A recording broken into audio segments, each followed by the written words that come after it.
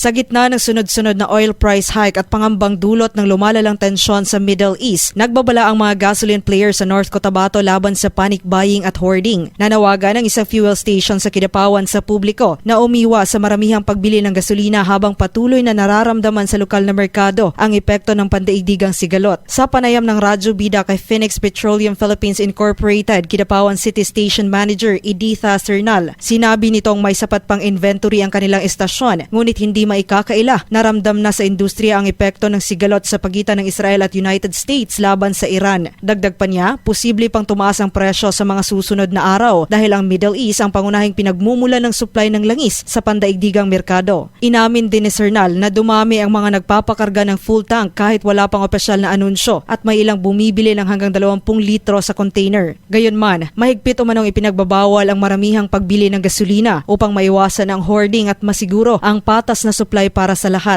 Kailangan share siya. Kaya kung naakay order na 16, dapat 10 lang, ganyan. Noon, mag-order ako ng 2 KL, 2,000 liters lang talaga kami. It's a product. Matatandaan noong nagkaroon ng gyera ang Ukraine at Russia, umabot sa 90 hanggang 100 pesos ang presyo ng kada litro ng petrolyo, kung saan nasaksihan ang mahabang pila sa mga gasolinahan. Sa kabila ng pangamba sa pagtaas ng presyo, hinikayat ang publiko na manatiling kalmado, umiwas sa panic buying at maging responsable sa paggamit ng produktong petrolyo habang patuloy na minomonitor ang galaw ng presyo sa pandaigdigang merkado. Joan Oranio, NDBC Bida Balita.